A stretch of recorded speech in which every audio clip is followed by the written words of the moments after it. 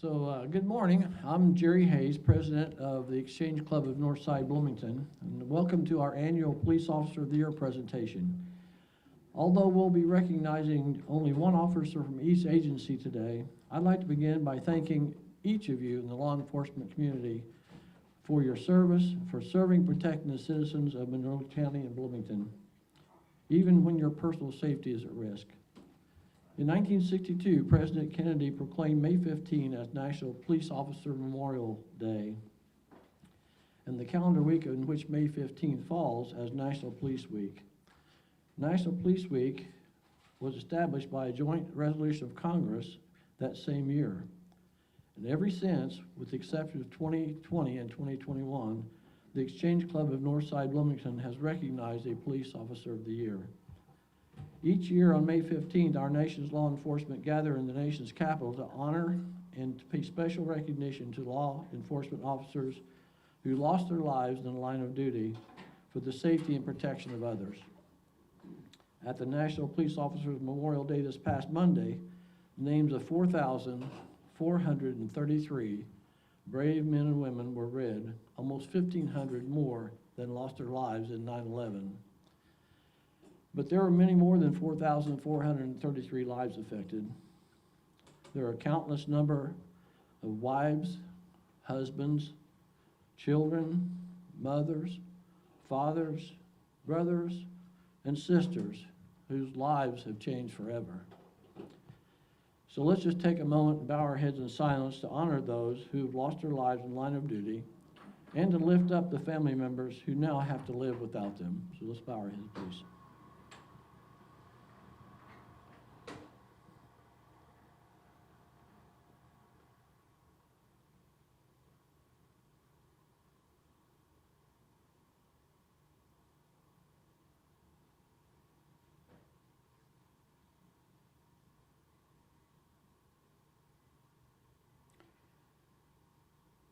Father, when we pause to be still in moments like this, we are truly humbled by those who have given their lives for our safety.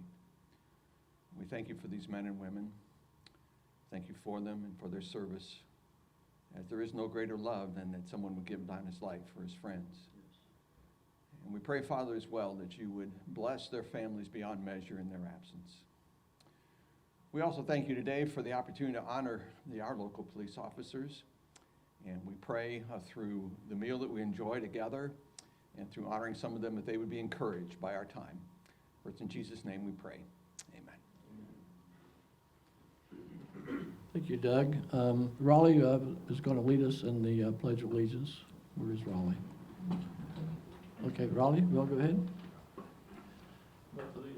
To the flag of the United States of America, and to the republic for which it stands, one nation under God, indivisible, with liberty and justice for all. Thank you. So I think the food's out, so if our guests would go ahead and get in line, we'll start going through the food line. So if our guests will go first, and then regular members can follow. Good afternoon to all of you. My name is Lindsey Smith, and I am the chairman of this program that we have, the Police Officer of the Year program for the Exchange Club. And on behalf of all of our members of the Exchange Club, first of all, we want to welcome you all here this afternoon for this very important event. And also, we would like to express our sincere appreciation for all of our law enforcement personnel that serve us in Monroe County and the city of Bloomington for your great sacrifices, your personal sacrifices and commitment that you do on a daily basis to keep us safe and protected in our community. Before we begin with the program, there are a few thank yous that I need to make sure that we acknowledge here. This event does not just happen on its own. There are a lot of people that are important to putting it all together. And so, first of all, I'd like to thank our members of the committee for the Police Officer of the Year that are from the Exchange Club. They're all listed there on your program. But just to ensure that we cover them all, Raleigh Mason, Kevin Trojan, Janet Burks, Jeff Kerr, Amy Swain, Roy Campbell, Lee Petty, and Alan Bouvier. Let's give them all a round of applause for a great job. Thank you. And then for the American Legion staff, of course, I don't see them here. I asked them to be here so we could properly recognize them as well. But Tammy, who works in the office, in the front office there, and Joe, the person who prepares all the food that you're enjoying here this afternoon, have been a great and instrumental in putting this event together for us as well. So let's give them a round of applause as well. Thank you. And then we have our team from the Herald Times as well as from BCAT that are here that are covering the event. And of course, you'll be able to see this on BCAT for future references. The Herald Times will actually take photos of this event and will then publish a joint photo in the newspaper. So all those awardees that are here today, look forward to that and be able to take extra copies and send them to family and friends and all those type of things. Hey, listen, just a commercial note here on the Exchange Club, because I know a number of you may not be familiar with what the Exchange Club is. And the reason why I say that, I know when I'm out in the community, I have to explain it to a number of folks that I come in contact with. But I'd like to tell you a little bit about the Exchange Club. And the Exchange Club is an all-volunteer national service organization for men and women who want to serve their community, develop leadership skills, and enjoy fellowship with one another. Our mission is to work together to make our community better, a better place to live through programs of service. And in the Exchange Club, we have 4 programs of service, and that is Americanism, youth programs. Our national project is Prevent Child Abuse, and community service makes up the 4th program. Through Americanism, the Exchange Club promotes pride of country, respect for the flag, and other appreciations of those freedoms. Most notably, you will see us leading off the Bloomington 4th of July parade by giving a kid a flag to wave. Through our youth programs, we recognize young people as our most precious resource, and we present local high school seniors with scholarships for their selection as Youth of the Month and Youth of the Year. And for students who have experienced adversity in their lives, we also provide them with a scholarship. The program is called the Comeback Kid Award. The National Exchange Club develops and implements programs to eliminate child abuse and strengthens families. This effort includes more than 100 centers for child abuse prevention across the nation. However, the lifeline of Exchange Club is community service. Exchange clubs across the country spend countless hours and dollars improving their communities each year. We showcase our distinct appreciation for police officers, firefighters, and our compassion for getting homeless veterans off the streets into permanent housing through a program called Veterans Matters. We are always looking for new members who would like to join our Exchange Club and support our service to giving back to the community.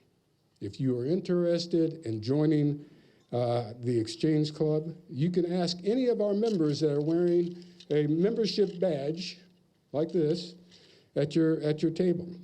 Ask them on how you can become a member into the Exchange Club. And as our president of the Exchange Club, Jerry Hayes, mentioned that for the past 62 years, the National Exchange Club has sponsored the Police Officer of the Year Awards Gala. This particular club right here in Bloomington was the one that started it ever since 1961 when President Kennedy and the Congress of the United States adopted such a program.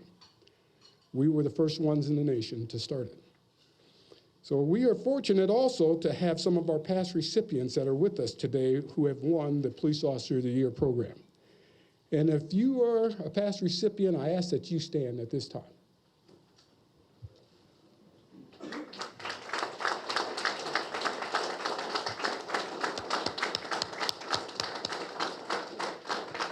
Thank you. Thank you very much for attending here today. And this is I'm just very happy to have you all back here to join us. Our guest speaker today is the newly elected Monroe County Sheriff, Ruben Marte. He's a good friend of mine, and but I'd like to read his bio and tell you a little bit about him.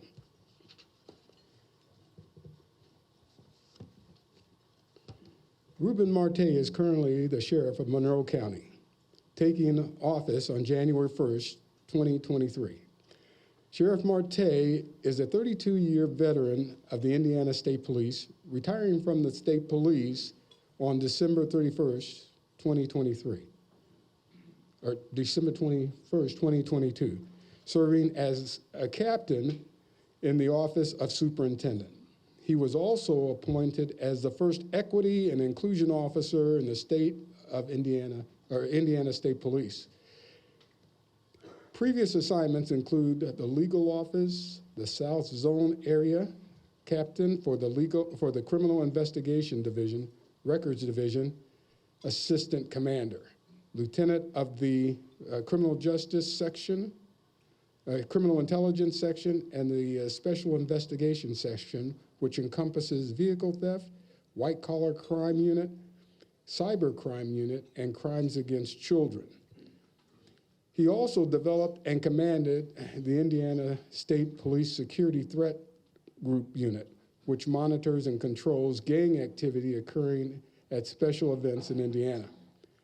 Sheriff Marte has trained many law enforcement officers throughout the state on gangs, excited delirium, and on cultural awareness for law enforcement. He has also provided public speaking programs on the topics of improving police and community relations. Sheriff Marte is a certified instructor through the Indiana Law Enforcement Academy. He received his bachelor's degree in business administration from Barwich College, a city university in New York, and successfully completed the ANACAPA. You're going to have to explain all that there, Sheriff. Analytical training course through that same organization in Science Incorporated, which nationally certifies analyst. Additionally, Sheriff Marte is a graduate of the 200th session of the FBI National Academy.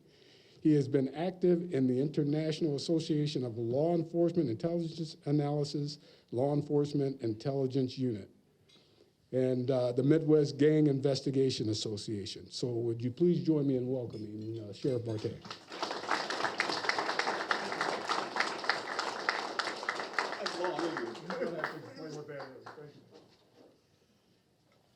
I had Lindsay sweating up here with referring to my bio so long. I didn't realize it was just so long when I turned it in. First, I'd like to thank the Exchange Club for having us here for this wonderful event, honoring our officers here. I tell you, it really is humbling to be a part of this event. So often our officers don't get the accolades that they deserve and each day earned. So this is really, truly humbling to be asked to speak in this particular event. The other thing I want to express is a great gratitude to my staff. Without them, I won't be standing here in front of you. What we were about to discuss this morning. I was asked to give a presentation on the update of the jail, so I will get to that in a minute. But I wanted to thank my chief deputy, my jail commander, the captain, and the major, and by all means, Deputy Jeff Brown. Being brand new to this organization, to the sheriff's office, I'm getting to learn all the positive things that the deputies do. And you know, when I was reading up on why we're nominating Deputy Jeff Brown, I tell you, it was very proud to know him and to see what he has done and accomplished. So with that being said, the reason why I left that up there the way I did was the last bullet. Right there says it all for me in the sense of, if I have a bad habit of walking away. If you can't hear me, please do one of these, because I keep moving and I don't think I could move around with this microphone. But to me, when I took over as the sheriff for Monroe County, one of the things that I remembered when I worked for Rikers Island is the challenging effort or environment that correctional officers work in, okay? I refer to calling them the boldest. So I would normally refer to Monroe County boldest. You have to be bold to work in that environment. Try to imagine that you, day in, day out, you go into an actual jail and work with people that do not want to be there. It's a challenging event, it's a challenging career, but we have people that step up and do that and do a very good job undetected. So one of the things that I wanted to do was change the culture to a degree that will make their life a whole lot easier if we could. I wish I could pay them more, I can't, but at least one thing I can do is try to make their job a little easier and safer. And by doing that, I mean is, for example, something as simple as having a clean environment is crucial. It's very crucial because you are spending amount of hours in there, in that facility. Think about this. We're short-staffed as it is. So we do have a lot of people that spend a lot of time in that facility. So something as simple as extra light makes a big difference. Something as simple as a thank you for a good job is a big difference. And also, something as simple as trying to lift morale goes a long way, particularly when you work in that environment. Because one of the things that we know is that when you step into that environment, anything could happen. There's very dangerous people in that environment. And their problem now becomes yours. Their problem now become yours. And the mission for us is to make sure that these officers get to go home at the end of their shift. Because we are outnumbered in the jail setting. It's just, it is. That's the culture. We're outnumbered. So one of the things that we try to do is also reduce the number of fights that we have in there. And by doing so, means that we actually provide certain things that sometimes the general public look at me and say, wait a minute now, this is a jail. This is not a country club, this is a jail. And I get it, I get that. But try to see from this different lens, that if we provide certain programs or opportunities for the people that are there right now, the inmates, one is hopefully they don't come back. But two, it makes the life easier and or safer for the people that work in that environment. That's the main goal for us, okay? The pictures I'm gonna show you, some of them might be somewhat disturbing, but it's a whole lot better now. One of the things that we deal with at the county jail is people that have mental illness. Yes, they have the committed a crime, I get that, but they have severe mental illness, which causes us problems. They shouldn't be there because we can't provide that service, but here we are. So we try to do the best that we can when we deal with someone in that state of mind. The very first thing that we had to do as soon as we stepped in there, we saw so many graffitis, racial graffitis, that truly could cause us some problems. So the jail commander right away had to really take care of that issue from day one, because as we walked around, took inventory, that kept popping out at us in every cell block, racial graffiti. And if you have the wrong person in there that sees that, sends the wrong message, who is the person trying to stop problems from happening? The correction officer, the ones that we're trying to help reduce their danger level of frustration in that facility. So cleaning, sanitation was the main thing for us as well, okay? Let's go to the next slide here. We're gonna show you some clips here of what we are trying to improve on. Something as simple as a TV or a clock. A clock for an inmate means a lot, and I'll show you a picture here shortly. It means a lot because that tells them if it's daylight, if it's dark outside. It tells them when can they call their families, when they have court days. It means a lot. So one of the things we wanted to make sure that each block had a working clock and a working TV. So what you're looking at now is the actual intake. This is where everything begins for us. This is where they come in. This is a crucial area for us because we want to make sure we're sanitized. We want to make sure that every time someone comes in, we're able to clean that area. So this is where it looked at that given time. So next slide. So at this point, that's where we have it now, and we're trying to improve on that. So every time someone walks in, it's not an actual environment where negativity starts off the bat. We want to change that culture. We want to change it specifically for our COs as well, okay? So it's a win-win for everyone. Now, one of the things that we learned fairly quickly is that we want to prevent diseases from coming into the system, coming into that jail. And that's where it starts. So that's one of the reasons why we wanted to grind that concrete, seal it, paint it, and now we keep up with having it sanitized every chance that we receive. So now we're going to compare the two, and you can see the vast difference there. And it's intentional. It's intentional. So when we have our officers walk in there, it's a sense of pride at this point. We also have, believe it or not, the inmates themselves is a sense of pride to keep their area clean as well. The Sally Port, that's where we pull in and when we have a person that we're going to take to jail. It's different now. That was when we first took over, and it was kind of somewhat dangerous to pull in there because it's very tight. It's not where the vehicles that we drove back when I worked the road. We have vans now that we transport people in, and it's tight to pull in there. So we had to widen up the Sally Port to a degree. We removed that actual structure there because every time the van would hit that, it would kind of push it against the wall. So that's been removed now. And that's what it looks like now. The one to your right, as the actual corner close to the actual garage there, that's where the van will hit that wall every time it hit that first object that we show you, that concrete. So we had to have that removed to prevent it from hitting that wall. That's another angle of the Sally Port. Now, when we took the tour and took inventory, one of the things that we noticed right away was a certain smell and odor of the jail. The ventilation is not that good. That's an old building. So we wanted to change that culture of what you see visually and what you smell as well. The only thing that's lacking right here in this presentation is the actual sound and smell, okay? It's very different once you walk in there because it's very loud. And at this point, that has subdued.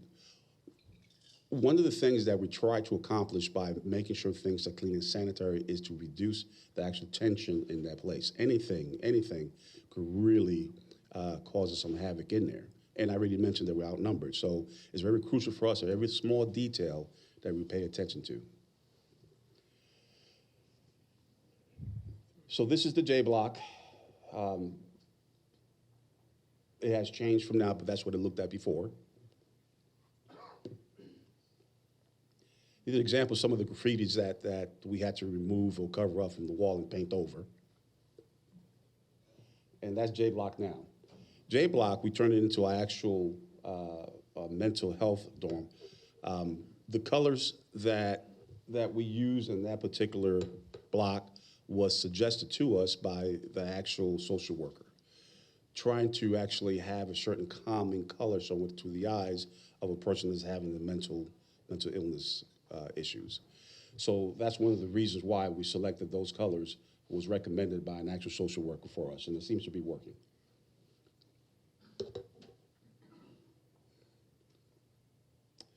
That is another angle from the actual cell block, inside the cell block itself.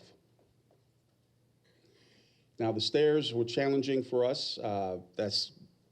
It was difficult to get that the way we really wanted to, but at least now it's a little better, as you can tell. But that's something that we continue to work on. Here again, another side-by-side in the actual J block.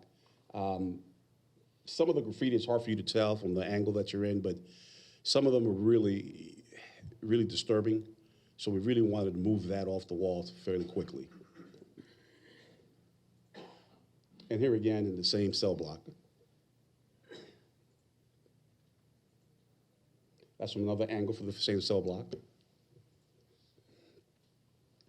So this D block is after we got in there, and The inmates themselves did the work as far as painting, cleaning, and sanitizing. It gives them something to do. Worst thing you could do is be bored and not have nothing to do. You think of things to do into the jail. We just had one individual actually destroy his mattress and actually flushed it, causing a lot of havoc. So that's one of the reasons why we want to keep people busy as much as we can. And what we notice is when they clean it and sanitize it, and we provide them with cleaning supplies, they themselves will keep their area clean. Here's another angle from the tier. This is the restroom, side by side where the dome is located. There's another angle. So on the right to the top left, it's probably hard for you to see, there's a clock there that has not been working for some time. And as I mentioned, something as simple as that, what was happening is the COs were walking by and the actual inmate will ask them, what is the time, constantly.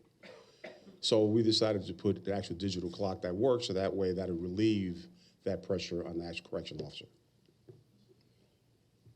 Here's a comparison side by side. You can see that clock there.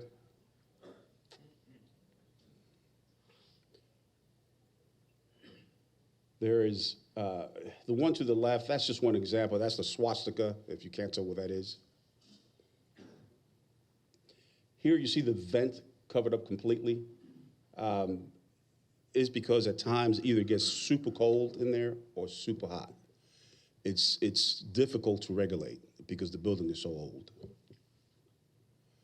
But this is C block after the fact. And as you could tell, it took us some time to actually take the grind off the actual concrete floor, but it's looking better now. Here is in the cell block. We wanted to make sure they had ample light in there. I'm going to talk to you here shortly about the actual windows and the actual fence up against the windows. You'll see to the right is a small plate there, and I'll explain why we have a plate there. So here, side by side, as far as walking into the C block, and once you're in there, to the right, top left, you see a flat screen TV, and it's placed in a certain area where people from the cells, if they need to, could watch TV. However, from the top tier as well. Before, you couldn't really see it from the top looking down. So here's with the clock, and then with the old TV, here's with the new from another angle. One of the things that we have not had time yet to do is to actually take care of the ceiling. That's one thing that we're going to start doing as well once we complete all the cell blocks. And here's the comparison of the same location.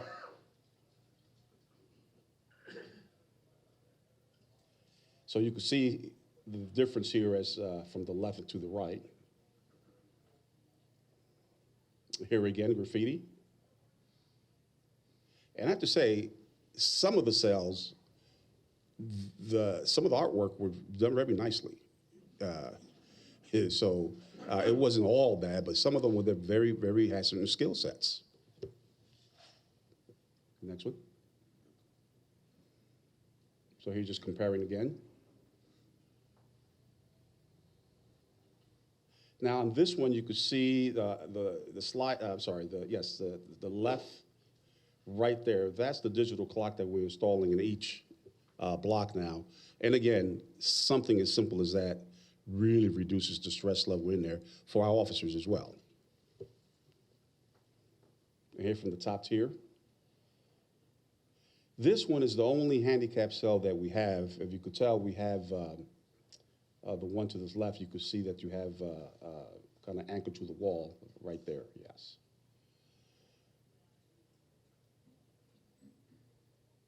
Next slide. Now, when it comes to the windows, there was a time that screen was not there. And And the reason why they put that there is because before inmates were actually getting contraband through those windows with a string that will go make a hole and actually lower the string to the street, get your contraband, bring it back in. So they put those screens there to stop that. However, at that time, that actual plate that you see there, right there, that was not there before.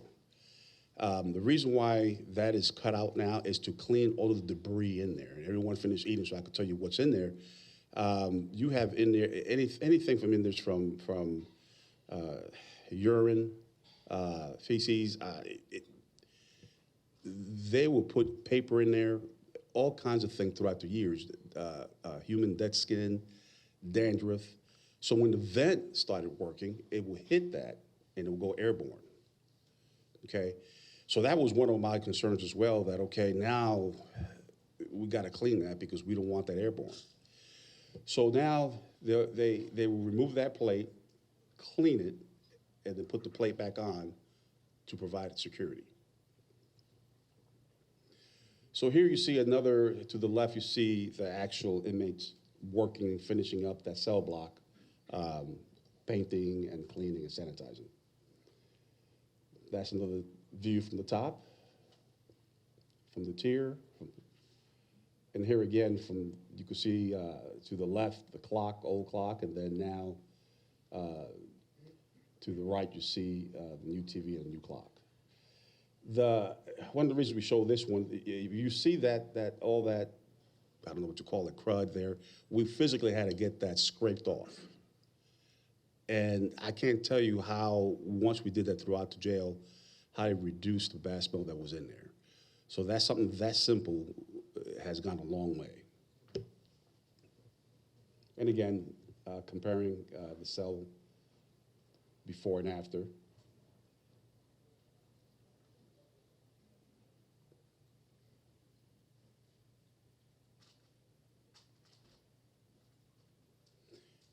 And you can see the difference in the light fixtures that is brighter.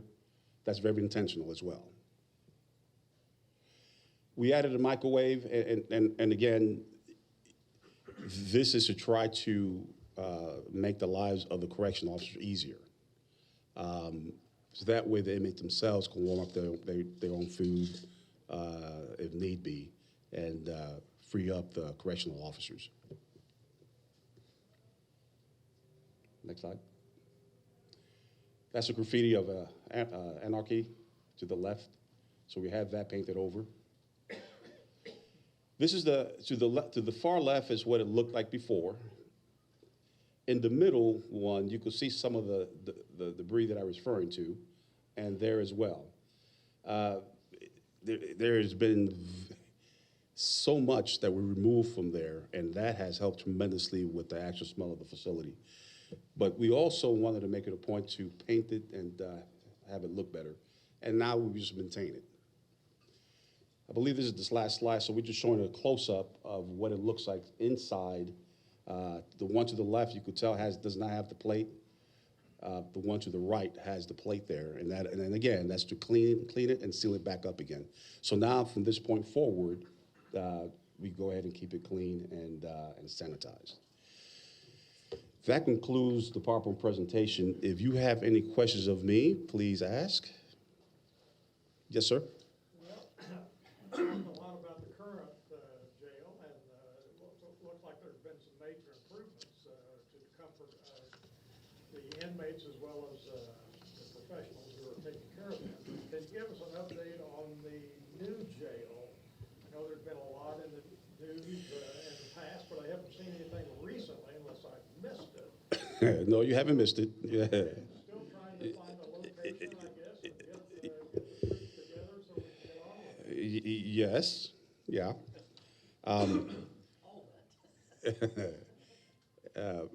Yes, the talk of building a new jail is still talking about it. Trying to pin down a location. That's the last that I was told. When that's going to happen, I don't know. I wish I did.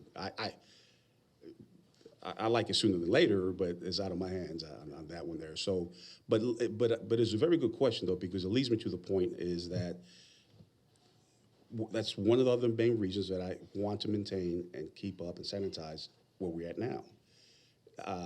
We can't wait for a new jail. I mean, everything that we're experiencing right now. So we have to make sure that we do what we do for our officers' sake right now. So. That's it. You can just stand by just a moment.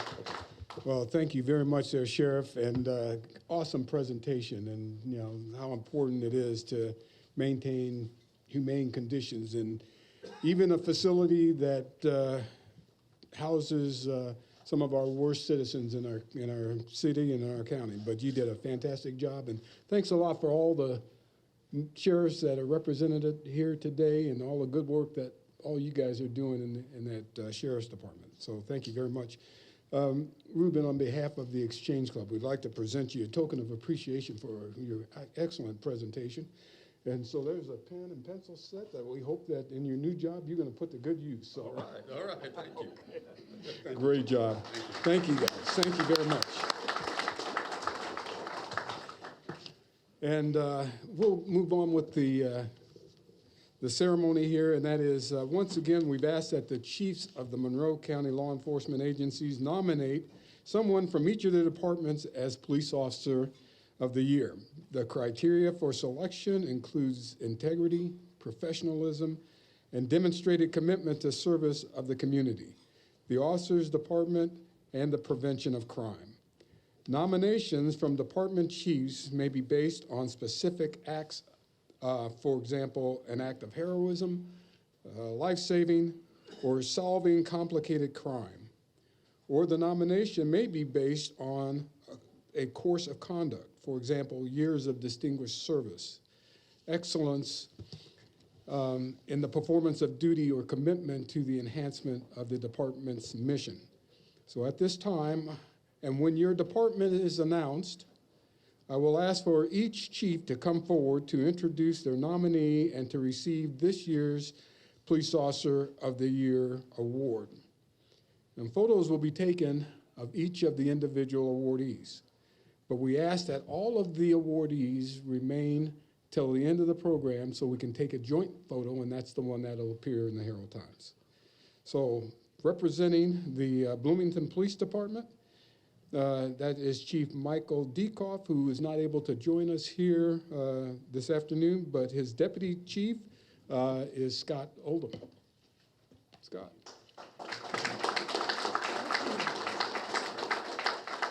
And thank you, Lindsay, and apologize the chief's not able to be in attendance today. It is with great pride that the Bloomington Police Department presents Officer Amy Ramoser as our Officer of the Year nominee for 2023. Amy Ramoser joined the Bloomington Police Department on March the 31st, 2003. After completing her initial training, she was assigned to the Patrol Division, where she worked various assignments, but quickly became involved in a tremendous amount of community service projects. Throughout her time with the department, she's involved in many programs designed to bring the community and the department together.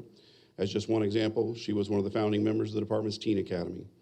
This is an incredibly popular program that brings youth from around the area to the Bloomington Police Department for a week, where they spend that week learning about not only law enforcement, but leadership and other team building skills.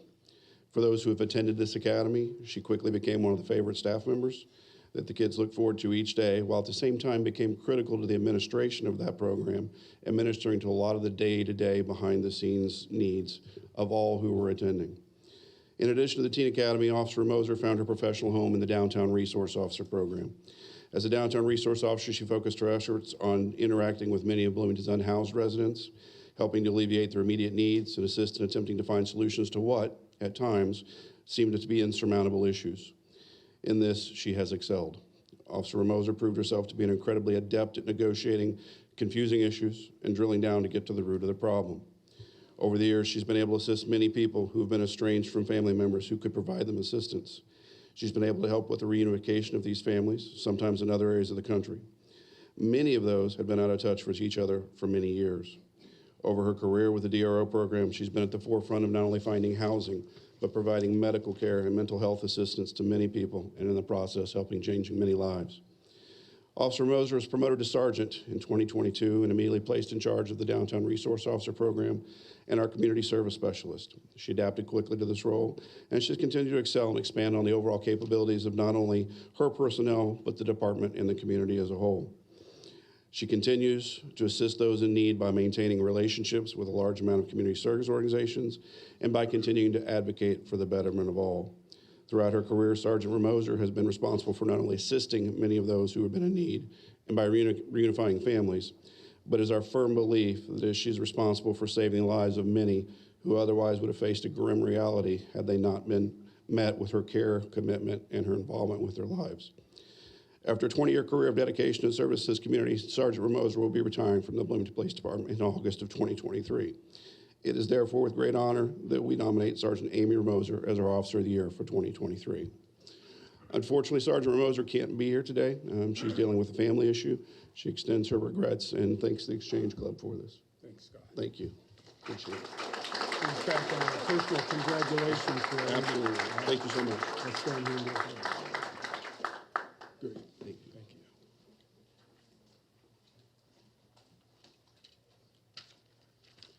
you. Next is from the Ellettsville Police Department and also Town Marshal Jimmy Durnall.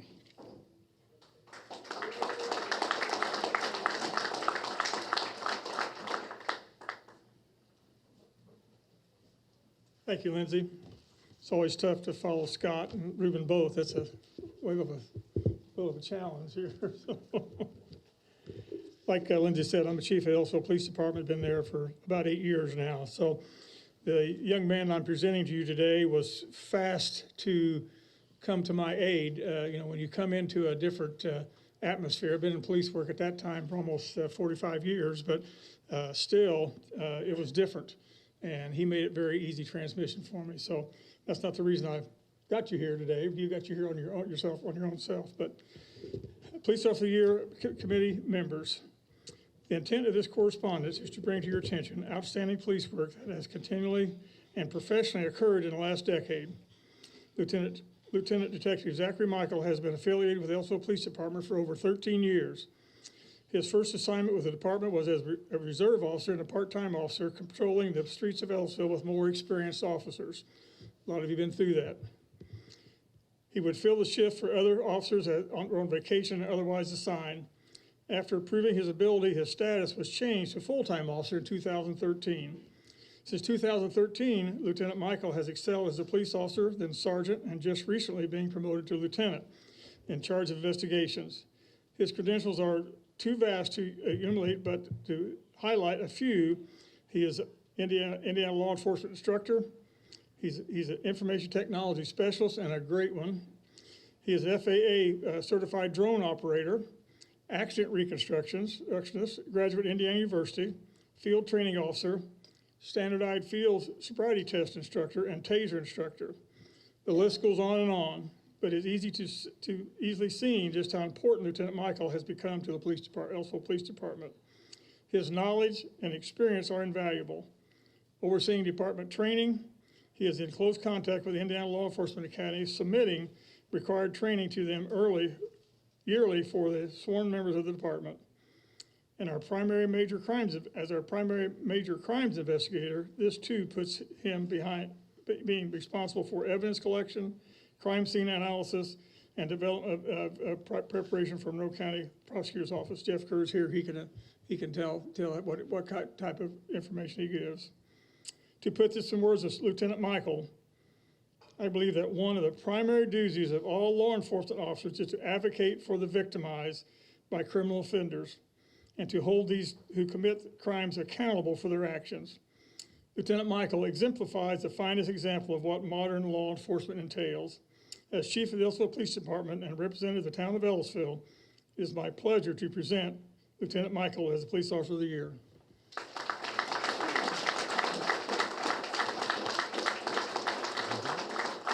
Thank you very much. If you want to go ahead and complete that too.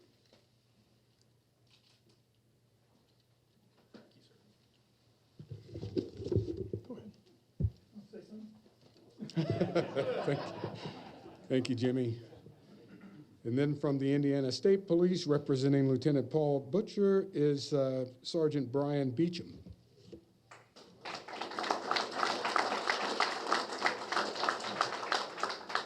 Thank you, sir.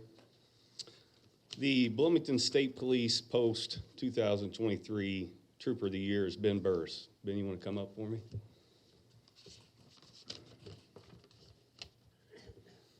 Ben was appointed an Indiana State Trooper 2 years ago and is assigned road patrol duties. He demonstrated outstanding effort working on several Monroe County community problems. He conducted numerous traffic patrols in high crash areas. These patrols led to 1,877 traffic contacts and 20 persons being arrested for operating while intoxicated offenses. In addition, he discovered many persons that were unlawfully possessing dangerous controlled substances through his traffic enforcement efforts. Ben investigated 36 criminal cases for the year that resulted in 96 criminal arrests. He spent many hours conducting criminal investigations for various crimes that included invasion of privacy, resisting arrest, criminal mischief, fraud, residential entry, and intimidation. One notable case is where he investigated a resisting law enforcement incident that originated from a traffic stop in Monroe County. The initial stop led to a vehicle pursuit in which the suspect was wanted for sexual assault crimes and eluded police for many months. During the incident, the suspect crashed his car east of Bloomington, fled on foot into a wooded area, and evaded arrest once again. Ben obtained search warrants to retrieve evidence from a mobile phone and the vehicle. He investigated social media sites, conducted interviews, and utilized an informant to eventually locate and arrest the suspect. Ben's work ethic for the year clearly exceeded expectations. He's an outstanding young man who exhibits the character expected of an Indiana State Trooper. Congratulations. Congratulations to you. Come on over here. You guys can all get together.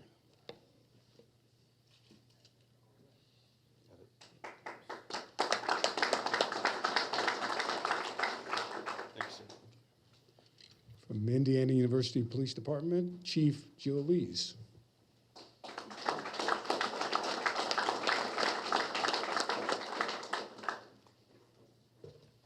Good afternoon. I am honored to nominate Officer Jonathan Brown for the Officer of the Year for 2023.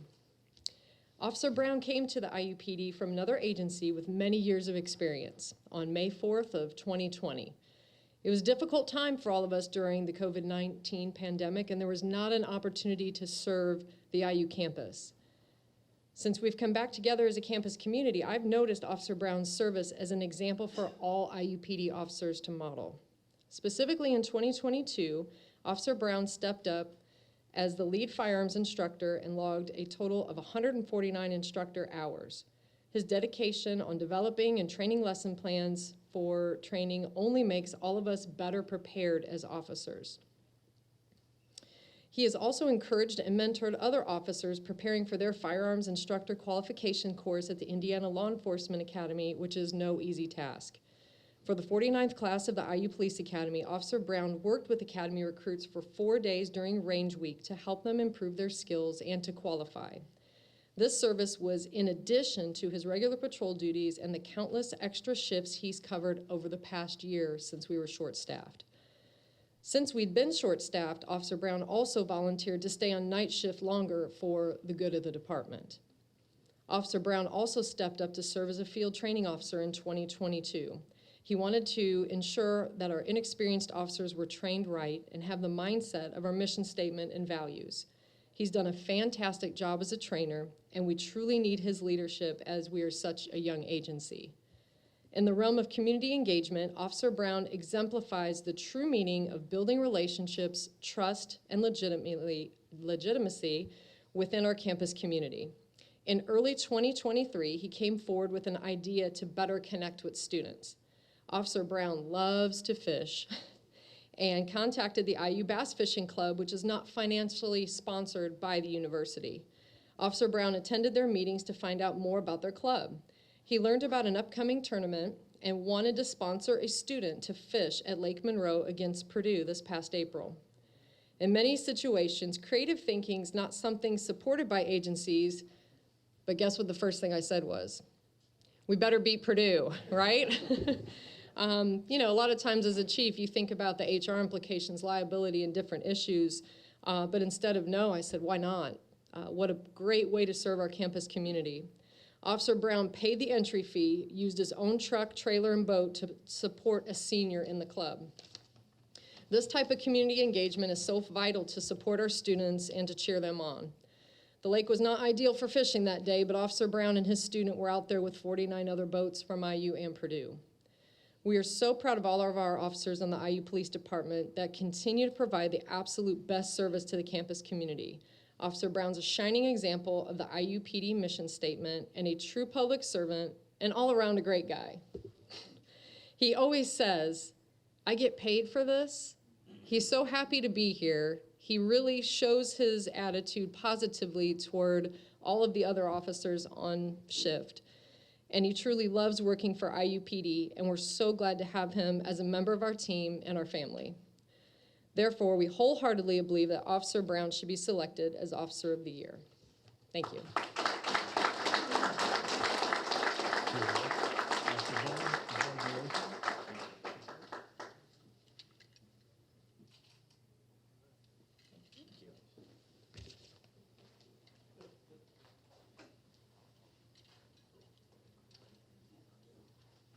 And last, from the Monroe County Sheriff's Department, Sheriff Ruben Marte.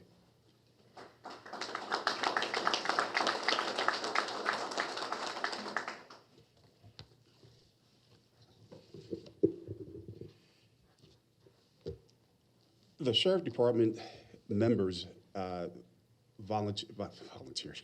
nominated Deputy Brown for this prestigious award. The way this started for us, unfortunately, was an actual line of duty death for Deputy James Driver.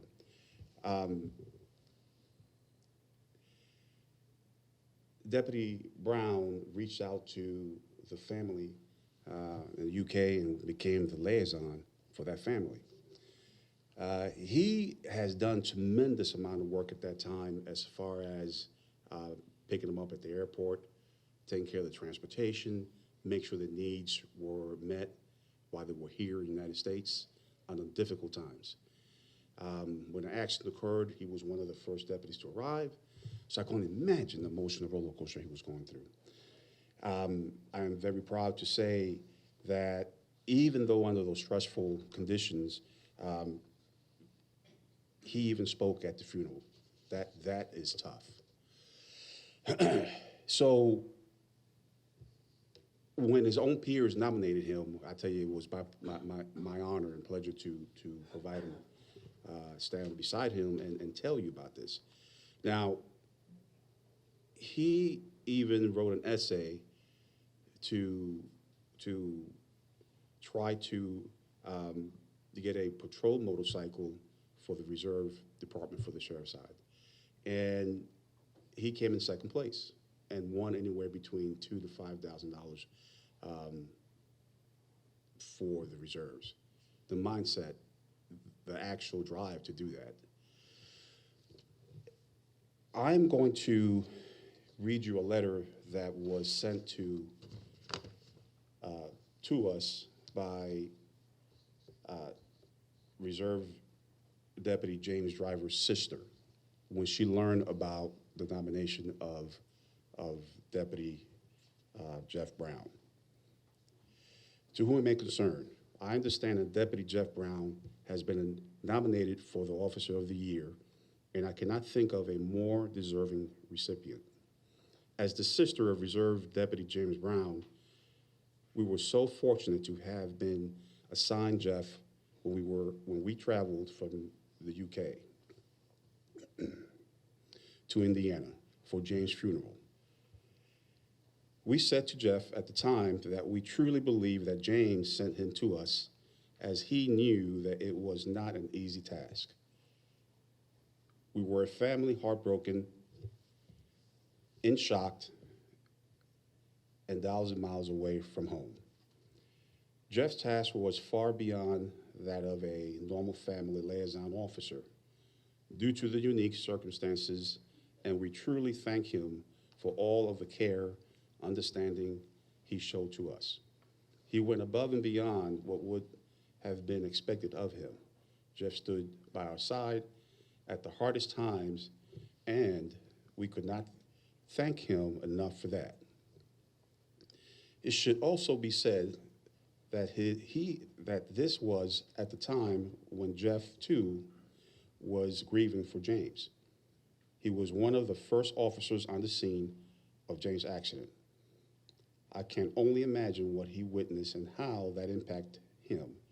Yet he selfishly volunteered to be with us at that time, and showed us the love and compassion he did. He also spoke with such heartfelt emotions at James' funeral. We have continued to stay in touch, and I am so pleased that I can now call Jeff a friend. Jeff has kept us informed of the difference memorial in James' honor, which again, I don't think people realize how important that has been. Our family changed forever on the 29th of March, 2021. And even though we are in England, Jeff has completely understood how much we have wanted to be part of everything in the United States, to make sure people know how proud we are of James. I think all the above deserve Officer of Decades, but that is not all. I will say that the most important thing Jeff has done since James passed away is to have kept up a relationship with James' little girl,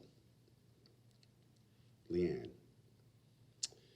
I can say most certainly without any hesitation that this would have been the most important thing to James. While we would give anything to see James take Lily to school or attend her parties or school concerts, sadly, that is not our gift to give. And some things we cannot change, but to know that Jeff and the other deputies are there for her and make time to be there for those special moments means a lot to us and will mean the world to James. Deputy Jeff Brown is a very worthy recipient of the year. It is my honor and privilege to announce Deputy Jeff Brown to be nominated Officer of the Year for Monroe County Sheriff's Department.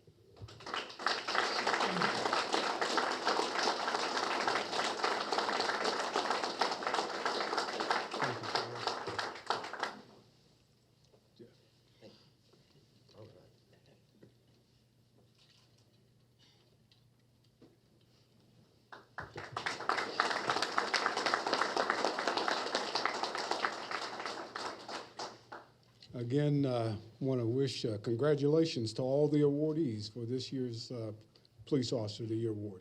And now if we can have, in conclusion, Amy Swain lead us in the reciting the Covenant of Service.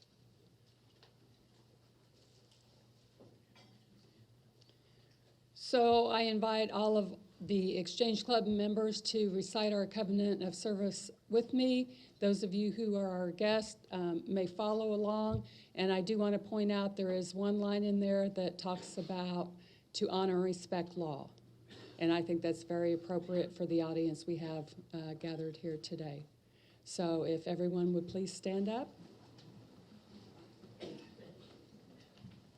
Accepting the divine privilege of single and collective responsibility as life's noblest gift, I covenant with my fellow Exchangites to consecrate my best energies to the uplifting of social, political, and business ideals. The debt I owe to those of high and low estate who have served and sacrificed that the heritage of American citizenship might be mine, to honor and respect law, to serve my fellow men, and to uphold the ideals and institutions of my country.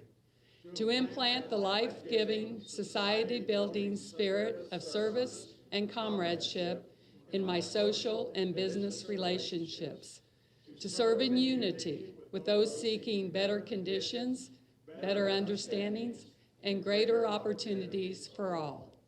We are adjourned. If we can have all the award winners come forward so we can get a group photo. Thank you.